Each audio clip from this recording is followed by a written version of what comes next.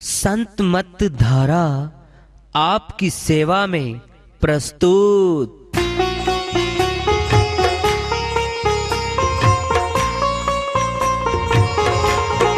जो चाहता है प्रभु प्यारा वो आओ संत मत धारा। भक्ति भेद बता कर सारा वो कर दे भव के पारा। जो चाहता है प्रभु प्यारा वो आओ संत मत धारा। भक्ति भेद बता कर सारा वो कर दे भव के पारा। जो चाहता है प्रभु प्यारा।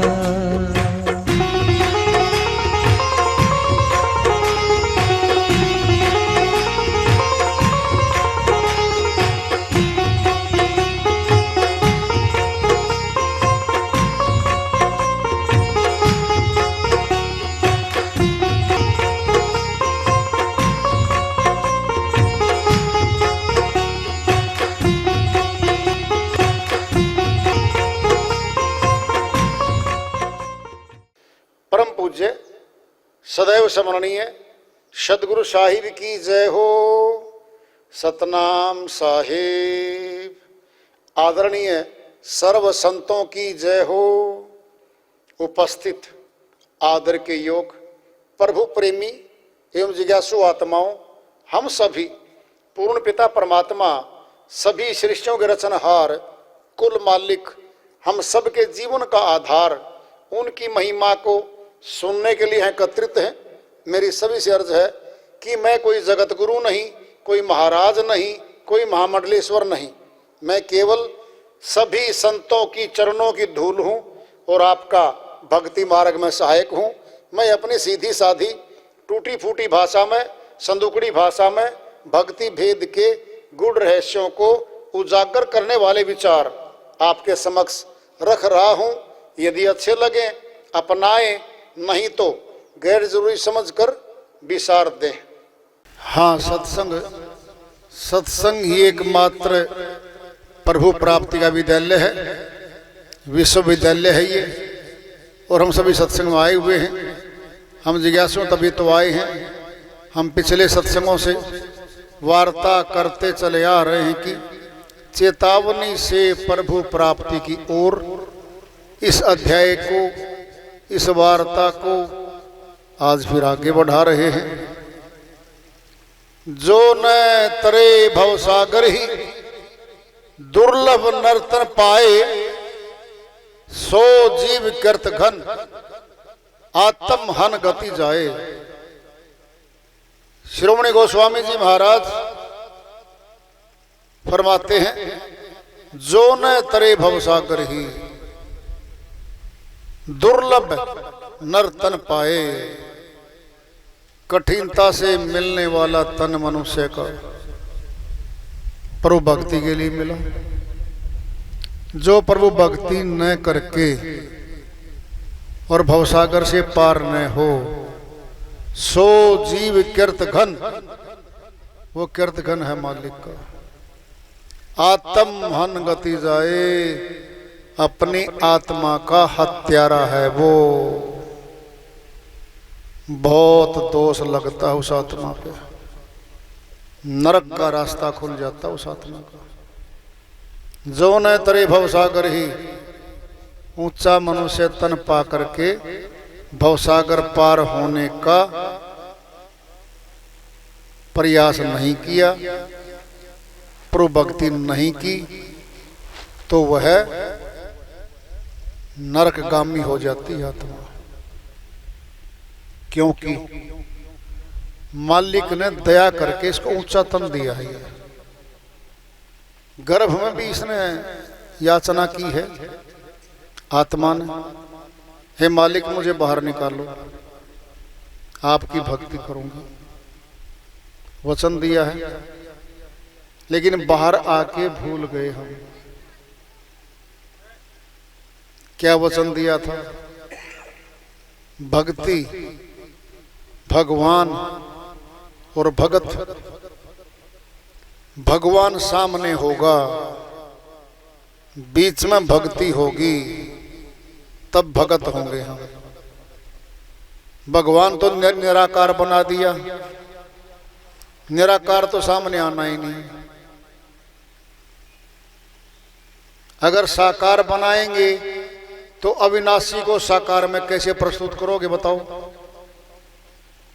आत्मा अविनाशी है, फिर आत्मा ही बाहर से दिख नहीं रही हमें तो। आत्मा परमात्मा का अंश है? सभी जानते हैं इसको। तो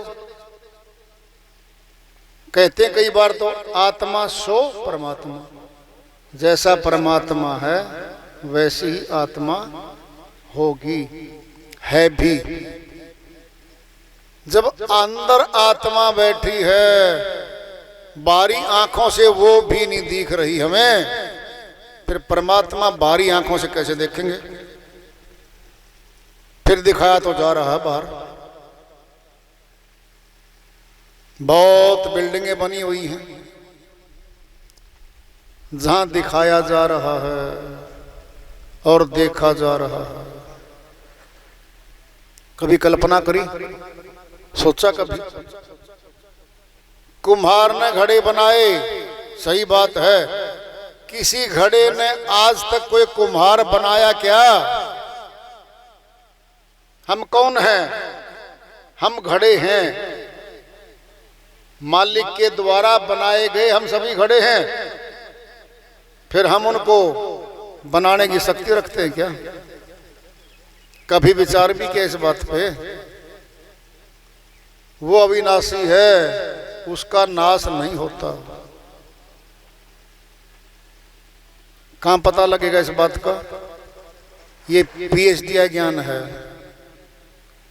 5वीं 10वीं तक का नहीं है। ये सर्वोच्च है, ये अंतिम है ये।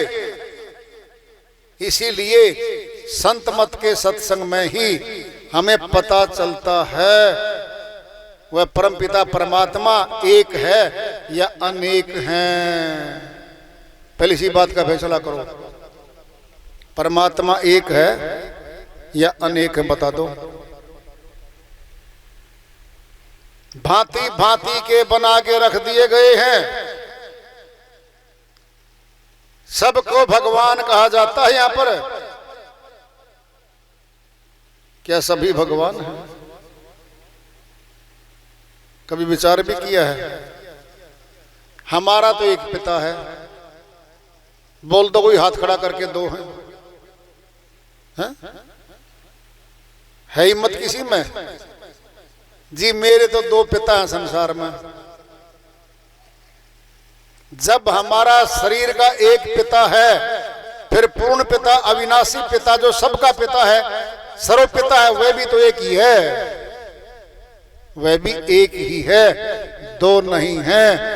अगर 2 हैं तो फिर सत्य कौन सा और असत्य कौन सा, बता दो?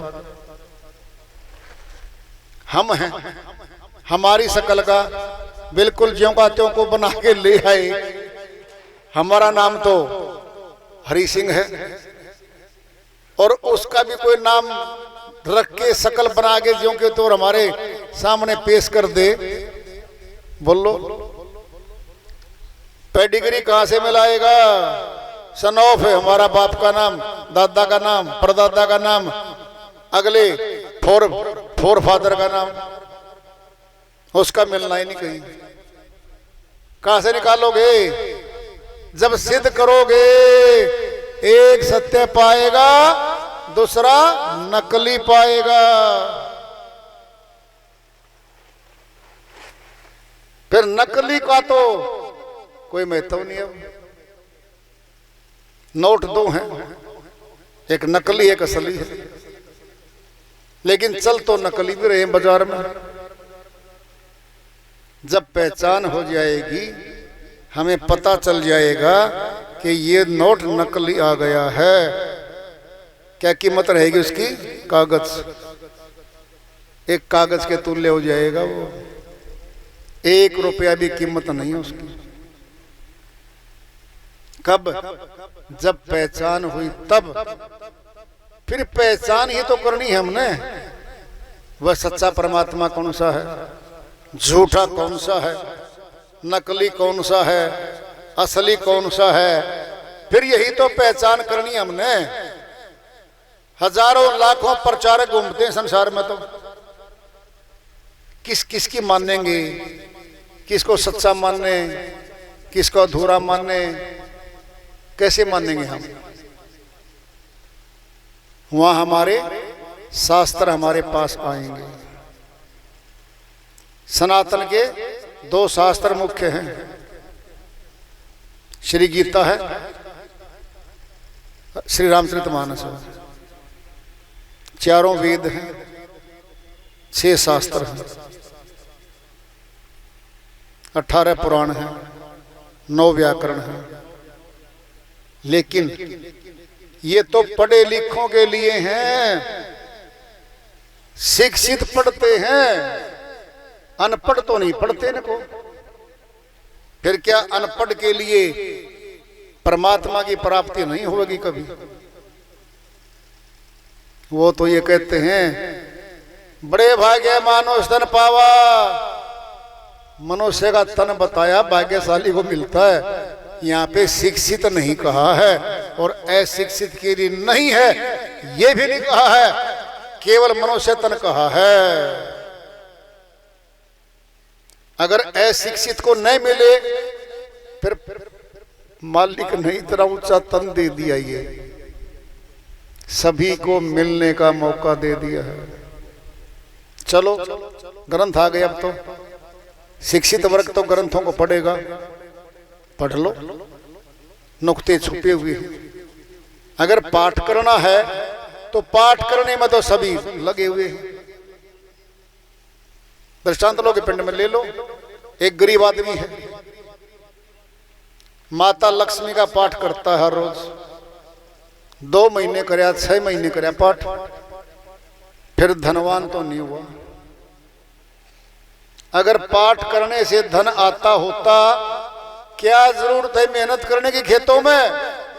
किसान खून पसीना करता है, खतरे उठाता, रात को जाता है, खेतों में घूमता है। नौकरी वाला बहुत दूर नौकरी करने जाता है, 8 घंटे कड़ी मेहनत करता है वहां पे। फिर तो आरती करो, बस मांग लो जी आज का खर्चा तो 50,000 है, दे दो। मिला कभी आज तक किसी को? बोलो भूख लग रही है भूखे को, और अन्न की आरती कर ले, क्या अन्न आ जाएगा? आरती करने से, विनती करने से क्या पेट भरने के लिए भोजन सामने आके कोई रख दे आ जाएगा क्या? जी नहीं। जगत में तो बड़े सयाने हो जी, भोजन आएगा तो भूख मिटेगी। प्यासा है कोई, जल की आरती कर ले, जल का पाठ कर ले, भले 3 दिन तक करता रहे, जल नहीं आएगा।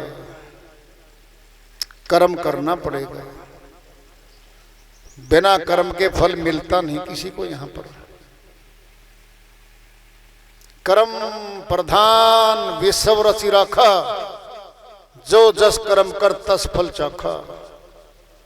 विधाता ने रचना करते सृष्टि की कर्म को ऊपर रख दिया है, जो जस कर्म कर तस फल चाखा। जो जैसे कर्म करेगा यहाँ पर वैसे फल पाएगा। संविधान बना दिया, विधान बना दिया यहाँ का, इससे कोई बच नहीं सकता। कर्म करते ही आत्मा फल की गुलाम हो जाती है। पाठ करने से धन नहीं आ रहा है, पाठ करने से पुत्र पैदा नहीं हो रहा है, फिर किस शास्त्र का पाठ करेंगे हम, बता दो। बोलो, कभी विचार किया है? ग्रंथों में भेद छुपे हुए हैं, भेद। जानकार उन भेदों को निकाल लेते हैं। पिंड में दृष्टांत ले लो, भिन्न भिन्न प्रकार के फूल सुगंधित गठरी बांध के हम सिर पे चल रहे हैं। सुगंधी सिर को नहीं मिलती, नासिका को मिलती है। सिर तो बोझा ढो रहा है, सारा बोझा सिर पे है। 20 किलो का गठरी का सुगंधित फूल है, फिर सिर को तो कोई सुगंध नहीं मिल रही, सुगंधी तो नासिका को मिल रही है। क्या मतलब? कथावाचक भिन्न भिन्न कथा करते, भिन्न भिन्न ग्रंथों का बोझा सिर पे उठा के चलते हैं, उनको क्या मिलेगा? बोझा ढोया जा रहा है। संत क्या करते हैं? सुगंधी सुगंधी निकाल लेते हैं, सार वस्तु निकाल लेते हैं, बाकी रहने देते हैं। 20 किलो दूध है, जानकार उसमें से 1.5 किलो घी मक्खन निकाल लेता है और छाछ बच गई 18 किलो। 18 किलो ज्यादा है या 1.5 किलो ज्यादा? बताओ। 18 किलो ज्यादा है, बोझा ज्यादा है। 1.5 किलो तो हाथ में आ गया, डिब्बे में आ गया। सार सार निकाल लिया। संतों ने क्या किया? ग्रंथों में से सार सार निकाल लिया और बोझा ढोते रहेंगे ढोने वाले। भरी पड़ी है दुनिया बोझा ढोने वालों की। बड़ी स्वादती हैं वो चीजें, बड़ी अच्छी लगती है उसको। सार क्या है श्री गीता में? बताओ। श्री गीता का पाठ तो बहुत करते हैं, कुछ यहीं बैठे पाठ करने वाले। तो श्री गीता में आता है, नाना शास्त्र पठे न लोके, नाना देवत पूजनम, आत्म ज्ञान बिना हे पार्थ सर्व कर्म निरर्थकम। नाना प्रकार के शास्त्रों का पाठ कर लो भले, नाना प्रकार के देवताओं की पूजा कर लो भले, आत्मज्ञान तो नहीं हुआ। ये सब व्यर्थ गया, व्यर्थ गया, व्यर्थ ही तो गया। पर झूठ बोल लेंगे, सत्य बोल रहे हैं, सच्ची बात कह रहे हैं। श्री गीता में कोई कथा नहीं है, कोई कहानी नहीं है, अध्यात्म है।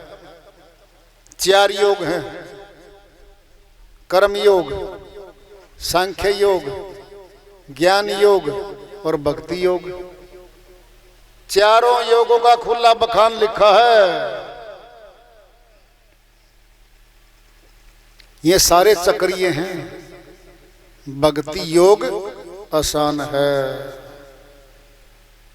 ज्ञान योग भी विद्वत्ता ले आएगा, विद्वान बना देगा हमें। अहंकार से पोषित हो जाएंगे हम, मैं बड़ा ऊंचा ज्ञानी हूं, बड़ा व्याख्यान देता हूं, संस्कृत पढ़ के लोगों पर प्रभाव डालता हूं। जो अनपढ़ है उस पर क्या डालोगे प्रभाव? दर्शांतों के पिंड में ले लो, एक तैराक है, वह तैरना जानता है और तैरना सिखाता है, अनपढ़ है, अशिक्षित है। एक शिक्षित आ गया, MA BEd अध्यापक है, वह कहता वो, जी साहब जी मुझे तैरना सिखा दोगे? सिखा दूंगा जी। एक अनपढ़ व्यक्ति, अशिक्षित व्यक्ति उस शिक्षित को तैरना सिखाएगा तो उस्ताद भी बनेगा वो, उसके नाम का तो गुरु बन गया वो। कौन बन गया गुरु? अशिक्षित। शिक्षित का किस क्षेत्र में? तैराकी में। सिखा देगा? बिल्कुल सिखा देगा। अनपढ़ एक ड्राइवर है कार का, ऑफिसर की गाड़ी चलाता है वो, और ऑफिसर ड्राइविंग नहीं जानता। वो कहेगा ड्राइवर को, भाई ड्राइवर साहब मुझे ड्राइविंग सिखा दोगे? जी सिखा दूंगा। बोलो, अनपढ़ सिखा रहा, कला है वो, टेक्निक है। आत्मज्ञान भी टेक्निक है, रट लो पढ़ लो नहीं है वो, तकनीक है वो, तकनीक। जैसे अनपढ़ व्यक्ति ड्राइविंग जानता है, तैराकी जानता है, फिर वंचित कर दे उसको तैराकी से? क्या नहीं कर सकते। फिर भक्ति करने से वंचित कैसे कर देंगे हम उसको? नहीं कर सकते, नहीं कर सकते। श्री गीता में श्री कृष्ण भगवान ने तत्व ज्ञान की व्याख्या की है। तत्व ज्ञान भरा हुआ श्री गीता में। कम से कम भी 50-60 श्लोक ऐसे हैं। श्री गीता के 18 अध्याय हैं, 700 श्लोक हैं।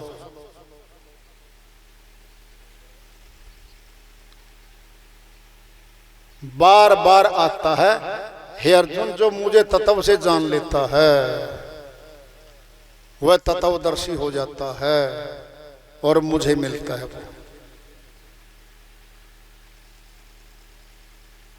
श्री गीता अध्याय 4 के श्लोक 9 में कहते हैं, हे अर्जुन, मेरे जन्म और कर्म दिव्य हैं, अलौकिक है।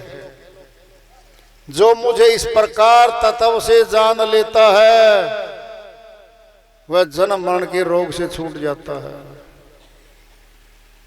तत्व से जान लेता है कहा है, वह तत्व से जाना कैसे जाता है? तत्व क्या है? वैसे तो 5 तत्व हैं संसार में, नासवान है सभी। आकाश, वायु, अग्नि, जल और पृथ्वी। 5 तत्वों से निकासी है और 5 तत्व आपस में दुश्मन है, दुश्मन खा जाते एक दूसरे को। पृथ्वी की दुश्मन जल, जहां बाढ़ें आती हैं, जहां जल खड़ा हो जाता जमीन में, धीरे धीरे सख्त जमीन नरम, पैर धंसने लगेंगे। और ज्यादा क्या कर रहा है? खा रहा है जल पृथ्वी को। जल के अंदर बैठी है हाइड्रोजन ऑक्सीजन गैस। हाइड्रोजन ज्वलनशील पदार्थ है। पिन निकालेगा, पिन बस बीच में से आग लग जाएगी पानी में। हैंड ग्रेनेड हाथ में तो है, पिन निकालेगा वो फौजी हमारा, विस्फोट कर देता है। सोचो,